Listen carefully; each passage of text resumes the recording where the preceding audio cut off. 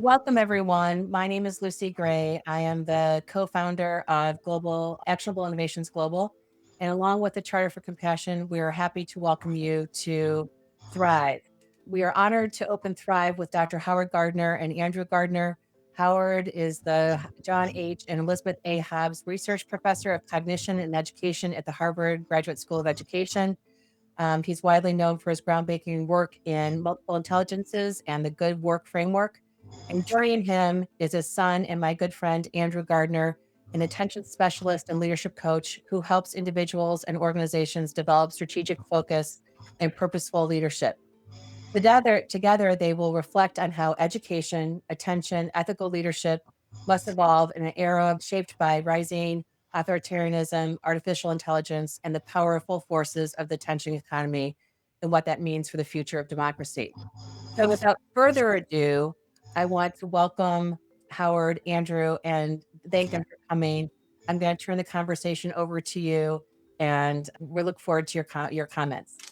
Bringing everyone together for this incredibly important conversation, not just today, but all the different sessions that are happening in Thrive this year. And just kudos to you for putting energy behind this. And thanks to Felipe, too, who's behind the scenes helping out. So excited to have a conversation with Dad. Dad and I talk every week, usually on Sunday mornings, and the conversation ranges from my kid to life in Cambridge to often political and world events. And in preparation for today, we had a nice conversation last week. I think we're going to dive in. I think a little bit of a framework for the conversation today. So Dad is known mostly for, has done a lot of really important work around the concept of good work. So we're going to talk a little bit about what good work is. What are some ways to help teach and educate for good workers in the country and in the world? And then some of the challenges to teaching for good work in an era of elected authoritarianism. What we were remarking even before we went live today is even since Dad and I spoke on Friday, the US has gone to war. Block has laid off 4,000 employees because AI is changing the way they work, or so they speak, though there was a New York Times article this morning saying one of their former employees that actually may just be BAU. There's war, there's AI layoffs, there's Anthropic making the choice on Friday to not partner with the Department of Defense, or Department of War, as we call it now. There's so much happening so quickly. How do we metabolize, process this? And how do we teach in a world where the speed is relentless and the impact of the choices are so profound and deep? So that's a little bit of the frame for the conversation today. And Dad, I think it might be nice for you to make any kind of opening remarks, and then we can dive into talking about good work and going from there. Very good. Well, thanks, Andrew. And also thanks to Lucy. I'm speaking in my home in Cambridge, Massachusetts, near Boston. It was nice and quiet until construction started outside my window. And even though I shut the door, I have to apologize in advance if you hear the machines working, but no control over that if you're not in a studio. I think it's relevant that my parents and also my wife's father were Jewish people living in Europe, and they were lucky enough to be close. They understood what the Nazis were all about. And in my parents' case, they literally arrived here in the United States on November 9th, 1938, which is the famous Kristallnacht, the night of the broken glass, where hundreds and perhaps thousands of people were killed and maimed because they were Jewish by the Nazis. I was born during the middle of the Second World War, and in many ways, I was very lucky because I lived in a country where democratic processes not only had been established, but they were pretty much taken for granted. For those of you who the history of the last 80 years in the United States, we had the McCarthy era in the early 1950s, and we had the Nixon-Watergate scandal in the early 1970s, but the democratic institutions, the Congress and the courts, were strong enough that neither of those things came close to toppling democracy. But Lucy would not have taken the initiative for this gathering if she didn't realize that democratic values and institutions are fragile now. And if they only were fragile in the United States, it wouldn't be so bad. There is the rest of the world, but I have a hard time thinking of any country of any size where non-democratic, totalitarian, authoritarian, even fascistic kinds of pressures are very palpable. And we all know that in a world of social media and of AI, any notion that change is going to be gradual, change can take place very, very quickly. And if we do value democracy, however we define it, however we operationalize it, we can't sit back and hope that things will be okay. We have to think about the kinds of things we can do, the kinds of things we can say, the kinds of positions we can take, and the kinds of risks that we can take if we try to preserve the good political institutions. And the last thing I'll say in introduction to myself, I'm hardly a person who is brave. I haven't done things which have put me at great risk. Bravery has been simply developing ideas and scholarship which might be controversial. But I have to ask myself, as so many of you are asking yourself, if we don't say or do anything now, are we going to be like so many people in Europe in the 1930s, realizing that it's too late to say and do anything? We've had conversations think about what were OPA thinking, the tipping points that made them recognize they needed to get out. And staying until 38 was pretty late. And the fact that they were able to escape was profoundly lucky. And so those are questions that we're grappling with in similar ways now. I think everybody who is listening and everybody who has children is wondering what passport they have and how valid it will be if they feel that they are under siege. And I don't think anybody should assume that they're perfectly safe because they come from the right demography or live in the right place. And we just have to look and see what happened in Minneapolis a month or two ago to see that it's not enough to be an American citizen in good standing. If people want to label you as dangerous, a lot to fall back on. So I want to begin grounding us a little bit in your theories and some of the work. And I think about the history of kind of progressive education and progressivism, and of course, Dewey writing Democracy in Education, and a lot of the work coming around building an active citizenship. I think your work in many ways is extensions of that. And when it came to that was ways of expressing understanding and a different measurement of what it meant to be intelligent. I think it would be interesting to hear from you. MI came out, it made an impact. About 25 years later, you put out the idea of good work because there were some misinterpretations and some challenges with the ways that it was being interpreted. And so you came up with a different theory about what it meant to be an active citizen and an engaged citizen and doing this good work. So I'd love to hear a little bit about the origins of what brought you to building the theory of good work, and then a little bit about good work so that people who are not familiar with it here can have a grounding for where we're going. Sure. Well, those of you who are lucky enough never to have heard of multiple intelligences theory, let me give you the 1-minute version. For most of the 20th century, we believed as citizens and as scholars that intelligence was a single thing, probably something that you were born with, couldn't do much about. There was a test called the IQ test, which would say how smart you are. And it was a reasonable predictor of how you would do in certain kinds of schools in the 20th century. But we have to say if the IQ test had been developed in the 18th or 19th century, it wouldn't have been the same kind of test. Tests always reflect the values of a society at a given moment in time. But thanks to some lavish research support, 45 years ago, I developed a theory called multiple intelligences, which basically claims that our notion of IQ samples two forms of intelligence, linguistic and logical mathematical. And sure, if you do well in those, you probably do well in 20th century schools, but I think there are at least a half a dozen other intelligences, and the names there are musical, spatial, bodily kinesthetic, interpersonal, intrapersonal, and naturalist. And if you're lucky enough never to have heard of these, any search engine can list these intelligences and give you a quick operationalization of them. But here's the important point. Intelligences are value neutral. You can use linguistic intelligence to foster hatred or to write wonderful poetry. You can use interpersonal intelligence to try to help people, as Andrew does in his own work. You can use interpersonal intelligence to manipulate people.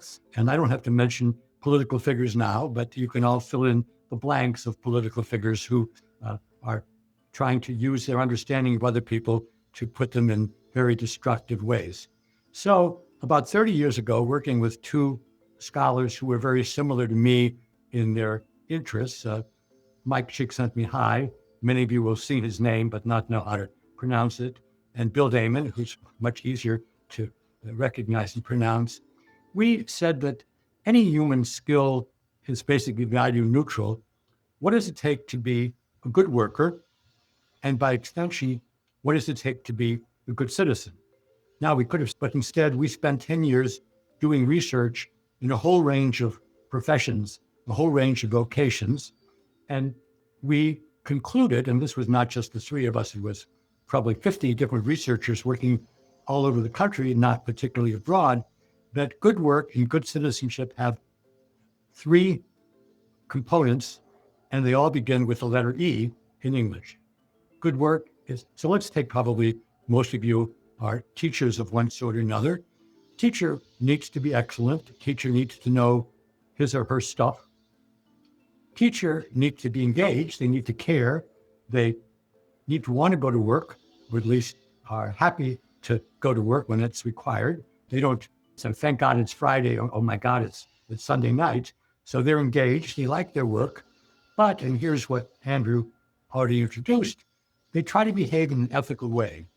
Every profession that we know, I'm talking particularly here about the West, but it could be universal, whether it's medicine or psychiatry or law or journalism, people who practice those professions run into ethical dilemmas, places where it's not clear what the right thing to do. It's often clear what the expedient thing to do is, but what should you do when you're really faced with difficult issues, difficult problems? And that's the third E of good work and good citizenship, not just excellence, not just engagement, but also being willing to face difficult ethical issues and to try to resolve them as best you could. And we have another mnemonic, I hope I can remember it, but Andrew will help me otherwise, that ethical issues are usually dilemmas. Dilemmas in every profession. I mean, let's say you're a journalist and you're covering a story and you discover you have a personal stake in that story. What should you do? Should you stop covering it? Should you hide your prejudice? Should you announce it, but then basically lose your credibility? That's an ethical issue that every journalist does. You're a lawyer, you have a good case, but then it turns out that your client's lying to you. What do you do? That's an ethical issue. You're a doctor, there's only enough medicine to treat 3 people. One of them is a friend of yours, one of them is an enemy of yours, what you don't know. What's the ethical thing to do? And so these are dilemmas. And we say, in a dilemma, you have to be able to state the dilemma, discuss what it is, debate the different sides, make a decision. Your dilemmas can't just remain in the textbook. You have to make a decision. And then very important afterward, debrief and say, did I do the right thing? Should I have done it differently? If I had to do it again, would I do it differently? So again, let's use teaching as an example. You've got 2 problem kids in a class of 30. How much time should you spend with these kids trying to help them? Let's say one has a cognitive problem, one has an emotional problem, but you've got 28 other kids in the class. That's an ethical dilemma. You can't look it up, but you can discuss, debate, decide, debrief, and so on. I always assumed that professionals would be able to have these discussions, these debates, again, the letter D. But then when I began to talk to Andrew and began to reflect on what's happening in so many societies now, it presupposes a democratic society.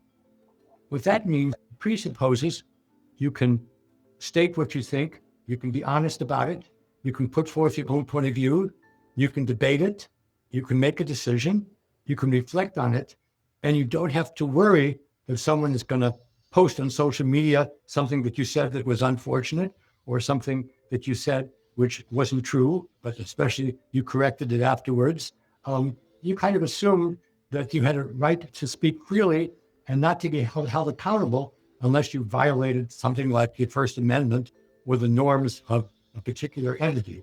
One thing which occurred to me when I was preparing for this talk with Andrew, I wonder how many of you, and since you can't raise the hand, you have to just answer yourself, know about Chatham House rules. Chatham House rules was something that was established in Britain, probably generations ago. And Chatham House rules basically say people should say what they think, and they should be assured that nobody will go out of that meeting and say, well, Andrew said this, or Vanessa said that, or Oscar said that, or Agnes said that, or August said that, that your anonymity is protected. And I go to meetings now at Harvard, and as you know, Harvard is very much under the 8 ball with the current national administration. The meetings often have Chatham House rules, namely, you cannot say, oh, Howard said this, or Ellen said that, or Vanessa said that to other people, and you agree to do that. And that's a way of preserving a shard of democracy in a less democratic entity. But who's going to prevent somebody from secretly video or taping that conversation and then putting it in social media? And I've just learned in the last half hour, if you put something on LinkedIn, there are over 1 billion people who can see it almost instantaneously. So a lot of assumptions, both about multiple intelligences and about good work and good citizenship, are really under scrutiny now and attack because of the anti-democratic forces, the anti-Chatham House forces, which no matter where you stand on them now, you certainly are aware that they exist. So, Andrew, I hope that wasn't just a monologue, that it clarified some of the things that you want to probe further in. Yeah, well, I mean, I think as you described the challenges to some of the steps in good work and the 6 Ds, which are actually now shared on the screen: define, discuss, debate, deliberate, decide, and debrief. I took the liberty of popping those into Gemini Nano Banana 3 and creating a little comic to show what that looks like. I don't know if you can see. I'm a little curious around what we can do and where the safe spaces are for educators to engage students in this kind of work. Because you're saying it's a lot harder. You've got Chatham rules now at Harvard to try to keep stuff off the record. And of course, we're living in a surveillance state. So there has to be some shared agreements around things. But what can educators do what can humans do to continue having this ethical dimension within an environment where culturally it's challenged directly? Well, I'll give a very personal answer, Andrew.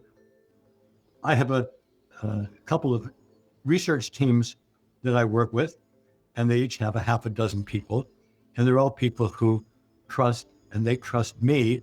And so we can have the kind of discussions that you're talking about. But recently we hired some new people, and one of my staff said, well, let's invite the new people in. And I said, I'm not ready for that yet. We have to have a sense of who they are, how responsible they are, how trustworthy they are. And then we have to have, I wouldn't say a formal initiation, but I have to say, we'll call them John and June. And we have to say, we want to invite you to our private meetings each week. And we're very frank there, including discussing things that are quite sensitive. We'd like to invite you to this, and we're not going to make you sign an oath. But we have to ask you whether you're willing to accept these rules, and if you slip up, to try to correct them. And if you're not comfortable, you can continue working with us, but we don't feel that it would be right for you to participate in these meetings. So it's not an official initiation, but for better or worse, I've worked with literally hundreds of students and hundreds of researchers over the last 60 years. It really is 60 years. And there are bad apples. And I'm extremely lucky that they've been very few and far between, but they can make enormous damage. And so I think it's not a fraternity, it's not an official initiation, but it is a kind of a judgment that you make, and you don't make it alone, you make it with your peers, and you expect your peers to also look out, because there's a big difference if somebody screws up as a mistake, than if they screw up because they didn't have good values or because they didn't care. And I won't go into any of the details, but in my experience as a professor, we've had students who did things that they shouldn't have done. I mean, the current example now would be having AI write a paper. Fortunately, I stopped being a professor before AI could do that. On a faculty, and many of you will know what a faculty is like, there are people who say, oh, let's give everybody more chances. And the people who say, no, this person violated the fundamental principle of academics, which is you do your own work. And if you quote something, you give credit. Some of you may know that Harvard lost a president because she didn't annotate when she took material from other sources. So I guess the short answer is you have to reinvent your profession for a time when the spreading of information and the sharing of values can't be taken for granted anymore. And this is actually true. In the last week, I can't remember the details, but two people in very different circumstances came to me and said, what should I do in the following circumstance? And I guess they came to me because I'm old and I'm at least wise. And I recommended a very important book. It's a book by a man named Albert Hirschman. And I read the book 50 years ago, and I actually had a little correspondence with him, but I just discovered something amazing about him. So Albert Hirschman wrote a book called Exit, Voice, and Loyalty.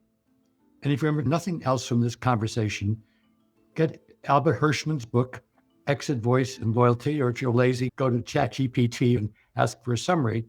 And what Hirschman claims in this book is that when you're in an organization which is doing something that you don't like or approve of, you owe a certain amount of loyalty to the organization. If somebody trusted you, you kind of need to trust the organization to a certain point. But if you don't like what the organization is doing, then you move to voice, which means you speak up and say, Howard, you mean well, but I think the way you treated somebody or the way that you thought about this issue just isn't right. It doesn't even stand by your own values. And if Howard is a sympathetic listener, he will try to at least respond to that and maybe correct what he's been doing. So that's loyalty and voice. But if it's clear that Howard is deaf and he's not going to pay any attention to you, then you have to exit.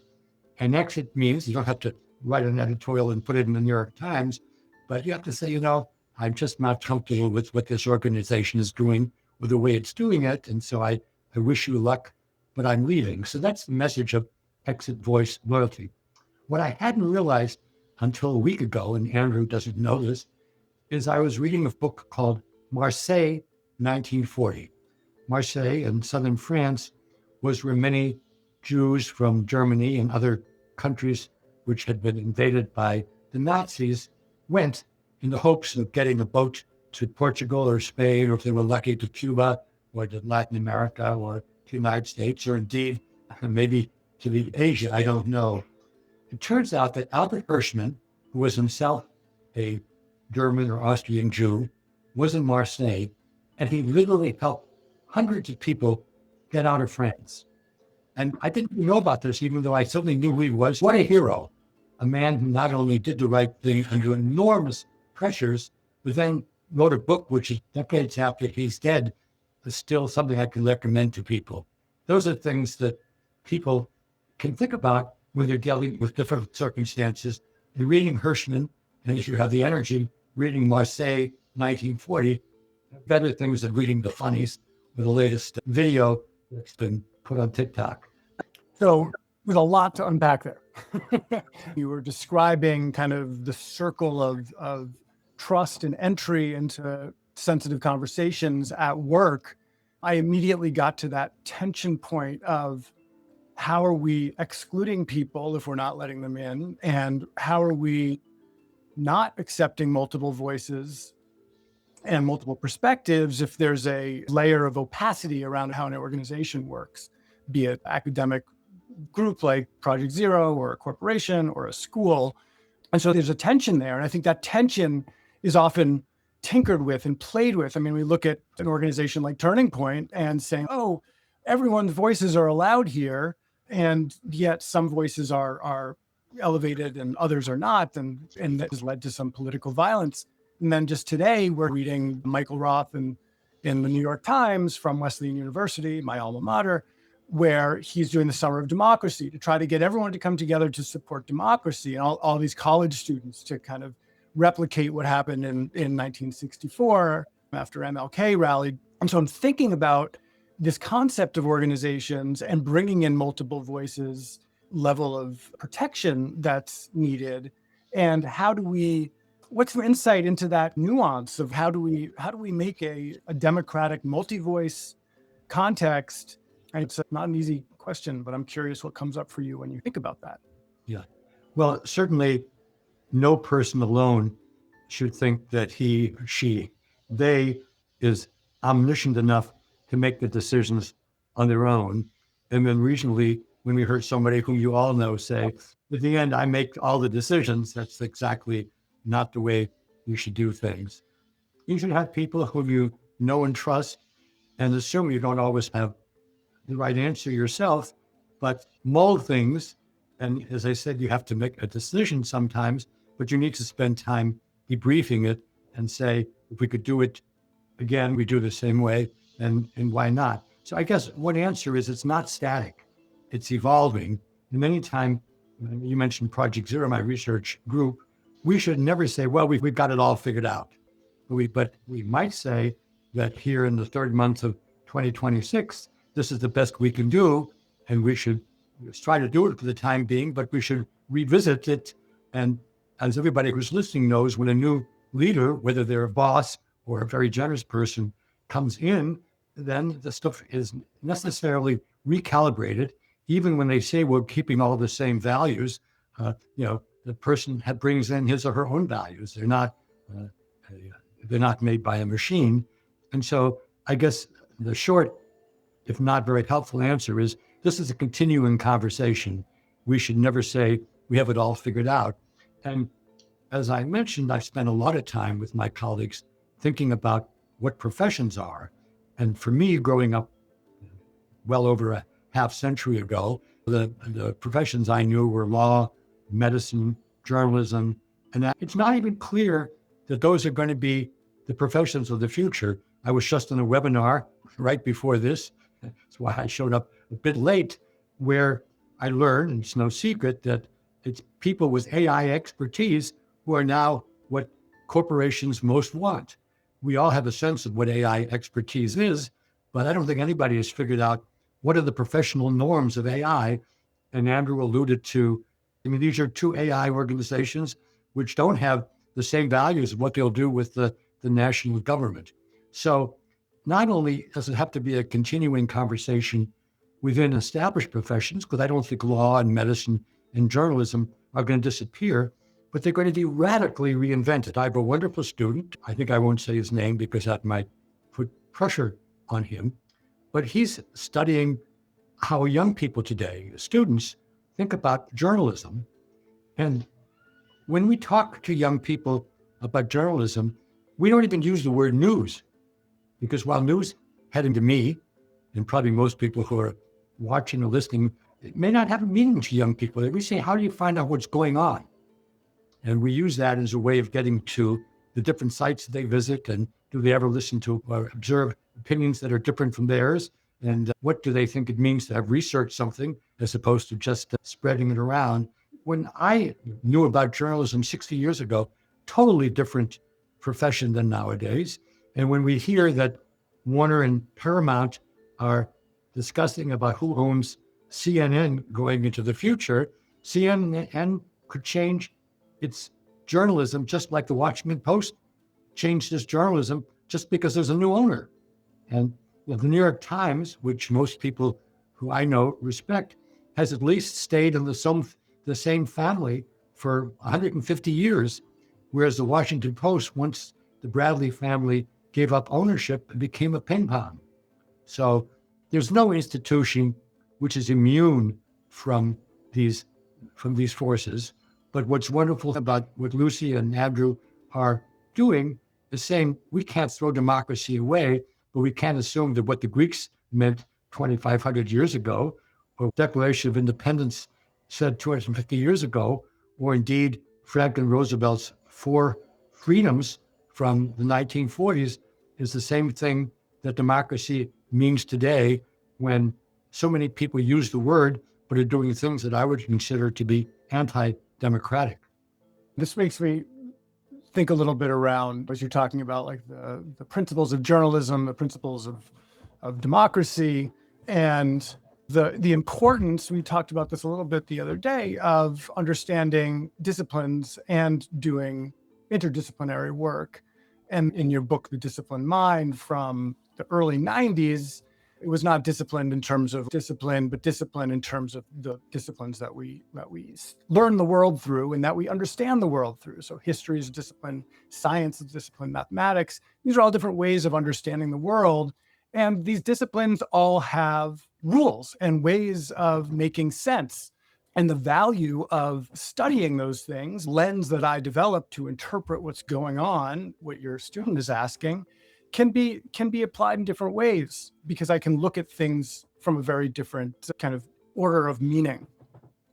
And I wonder, as you're talking about things change, some ways the disciplines are changing, and how do we help students make sense of that as they're just starting to learn? We're doing mental exercises in school. Like, what does it mean to be literate? What does it mean to be a historian? What does it mean to be a scientist? What does it mean to be a mathematician? Well, to be honest, we would need many more webinars to really go into that. But let me caricature my own position. I used to believe that the major purpose of education should be to help individuals navigate the major disciplines that human beings have developed over the last centuries. I have decided that the disciplinary terrain and how we navigate it is going to be very different going forward than it has been when I was young. Large language machines are going to be doing most disciplined thinking much better than most of us can do. There are going to be always a few people who write great history or great music in ways that AI couldn't, but by and large, AI will do it better than most of us. So I make two moves here. Move number one is we should expose every kid to the whole range of disciplines, very much in the spirit of a children's museum, where you can be exposed to many, many different ways of learning, but that human beings themselves, using the 3 R's, decide which disciplines they want to pursue. And was walking through the American Museum of Natural History, Andrew, with your 2 children 6 months ago, which said to me, you could invent a whole university based on what's available in the American Museum of Natural History, which is infinitely more than I acquired when I walked through it in 1940 and 1950. But what we can't duplicate with museums or with AI are the kinds of lessons I learned from scouting. I was a Cub Scout, Boy Scout explorer, and from religious education. I happen to be educated as a Reformed Jew. I'm not a believer or an observer now, but the skills I learned both in scouting and religion are the kinds of things which I can't consign to it being voluntary. So to caricature what Howard Gardner said, if you want to do biology, or you want to do biochemistry, or you want to do ancient history, fine, it shouldn't be a requirement. But the kinds of human skills, and especially the skills of conversation, debate, discussion, dealing with difficult issues, being in a competition, but then joining forces, the kind of thing I learned as a scout, and the kind of thing I learned in my classes at Madison Avenue Temple 70 years ago, Stanton. And again, doesn't have to be formal religion. I'm more of a humanist now than I am a Jew or a Catholic or a Muslim or anything else. But I think much more of education is going to have to be learning how to develop relationships where we can discuss and debate difficult issues and come to agreement. So in a sense, democracy will not be acquired principally by reading the Declaration of Independence or the Magna Carta, but by learning to compete, but then cooperate with peers. And of course, scouting shouldn't be one gender and religion shouldn't be one religion, but that kind of human connection in the what I call the post-Anthropocene age, the age when human beings are no longer triumphant over every other part of living matter, or for that, atomic matter. If we want to survive as a world, as a species, well, we can't skip the kinds of things you get learning how to relate to peers in both a competitive and a collaborative way. And I would love everybody to be a master of history or biology or chemistry or class music, but I think that should be more of an option. And in fact, if you all think about it, the subject matters you learned in school that you didn't like, whether it was economics or chemistry, you've forgotten. The stuff that you didn't like, whether it was geometry or medieval music, those are the things which still motivate you and you still follow. Indeed. I think the idea of providing a cornucopia of experiences so people understand where their talents or interests are, and then which talents they want to develop and which interests they want to pursue is an important component of schooling. There's this element of self-reflection, important potentially through an educational experience or as a component of an education. I need to be able to think about what's my relationship to this talent or this interest and how do I want to pursue it or not. I can go much deeper. I'm curious if Lucy may have noticed some questions that came up that I may have missed. Yes, Dad. Yeah, Andrew, one thing, you and I both know that one of Gardner's intelligence is intrapersonal, understanding yourself. You've now been a teacher, an educational technologist, and somebody who works with both kids and professionals. What do you think about enhancing understanding of yourself? I mean, this is something which would never have occurred to my parents or grandparents. Understanding of yourself was totally an option and probably a sign of self-regard. But what do you think about education for each person about himself and herself as something? When should it begin? How should it be done? Is it just as well if it never happens, or are you a real casualty if it doesn't happen until a midlife crisis or an identity crisis?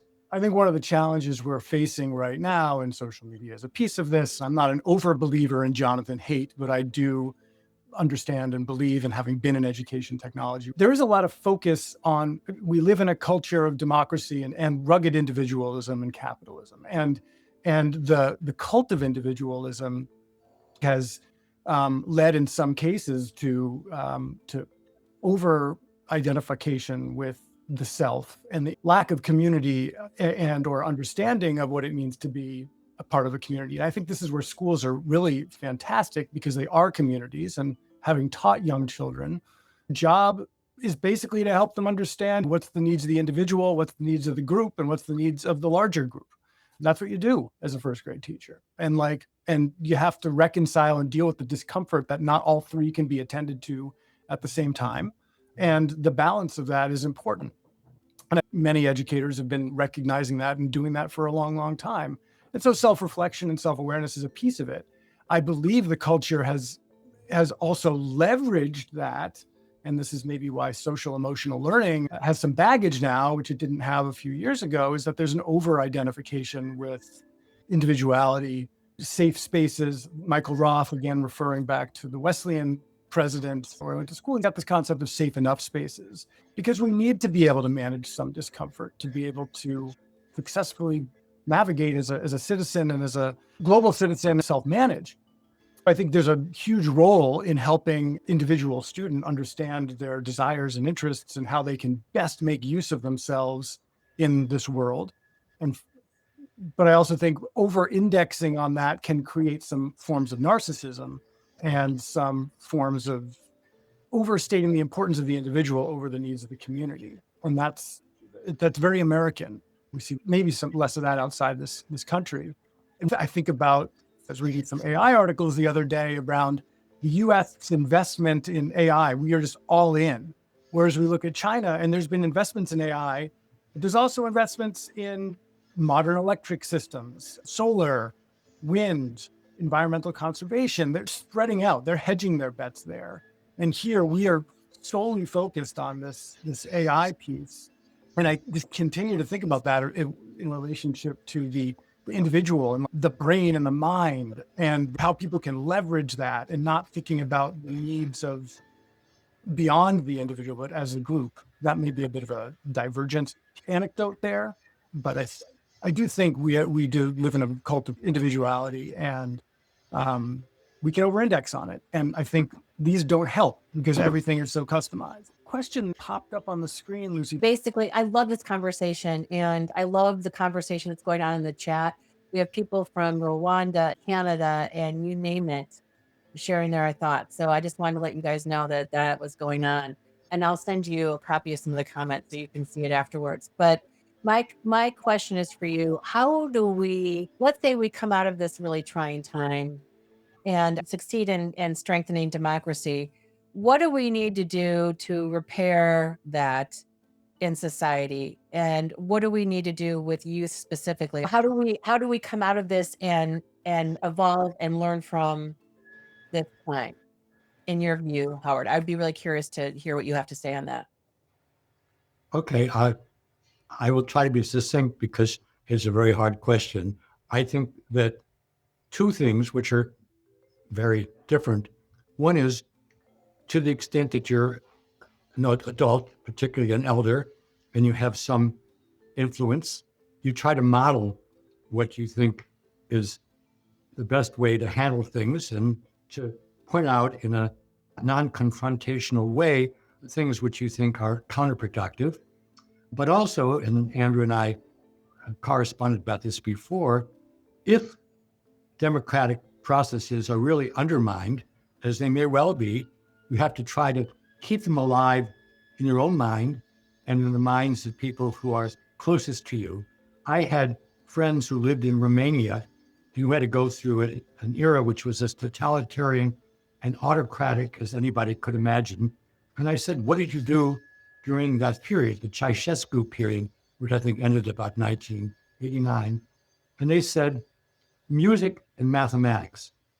Now, that may be an odd answer for most of us who don't live musically or mathematically, but what they were really saying is you needed to have a safe space in your own mind and people who you loved and dealt with, where you could make good music and make good mathematics without worrying that the Gestapo, whatever the Romanian equivalent was going to turn you in. And I hope that nobody, whether they're in Rwanda or anywhere listening to this, watching this, have to do anything like that. But if democratic processes really disappear, we have to try to keep them alive in our own mind and in the people who we're closest to.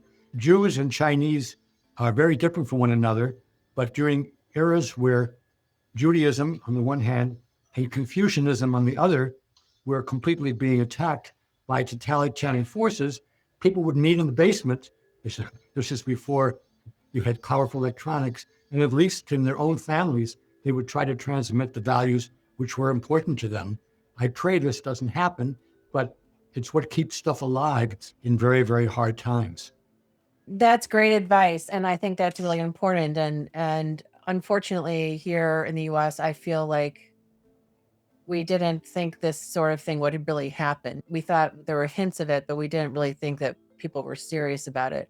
And now we're seeing the evidence of that. And so I think this conversation will be really helpful to people who are afraid of losing hope. And no one can take that hope away from you. It's up to individuals. And one way of doing that is to pursue the things that bring you comfort, like playing music or studying math or diving into whatever subject area is your thing. So I really appreciate that answer. Are there any other questions from anyone before we wrap up? Because we're almost at the top of the hour and I want to make sure that we are respectful of people's, but we really appreciate your time and thoughtfulness put into this, Andrew and Howard. It's a special treat to hear from you and to see you guys talk and interact. Is there anything you want to leave us with, Andrew, and then Howard, before we wrap up? One thing I was thinking about, and I've been thinking about this a lot recently, I think Chuck had made a point about it in the chat, is that if we think about the intelligences and we think about the imitation of human learning that's happening now with AI, I think one area that is going to be very hard to imitate is bodily kinesthetic and understanding our body and understanding our body's response to the experience of emotions, the experience of metabolizing emotions. And I think as we move forward to maintain democracy and continue to think about how, humans will be viable in this world, I think there's a lot of undiscovered stuff in how our bodies experience. And that can go back to kind of pre-science eras of and understanding the wisdom of the universe. And it seems strange and uncharacterized, but I think there's stuff there. That may be part of what it means to be educated going forward too. What is our physical experience and our lived experience in response to information or experiences? It reminds me of trauma-informed practices and Yeah. and the ACEs study, which spoke to me about my childhood trauma and how that physically takes a toll on health going forward. So I think there's something to be tied to that too. I think that research is really interesting. Yeah, and tons of the work that's going on with psilocybin and different ways of mind enhancement that was tinkered with and experimented with in the 60s, but now is being thought about more in clinical contexts and thinking about the expansiveness that minds are capable of and ways by which we can access that, because those are less replicable. I think we're in a very replicable era. Yeah, my thought, based on this enjoyable and I hope helpful conversation, is everybody should think about the best educational and best humanistic experiences that they've been fortunate enough to have. I'm lucky because I've had a lot of them. Best not just to capture them, but how to share them with others, particularly with younger people. Because while we don't all get flow from exactly the same thing, it's necessary for everybody, and especially for people who are young, to feel that there are experiences of hope that can keep you going.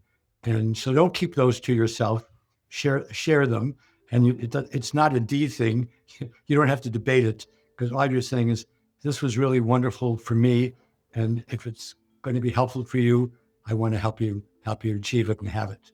So preserving and extending things, especially of an educational sort, that were significant for you is very important. I like to quote Henry Adams, who said, a teacher affects eternity. He, and now he would say he or she, never knows when his influence ends.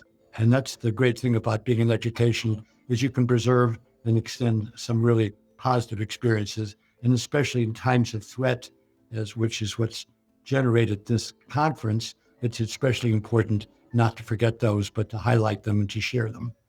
That's perfect. Thank you again, Howard and Andrew, for your time.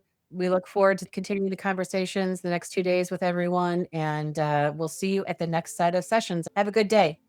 Thank you, Lindsay. Bye-bye. Bye then.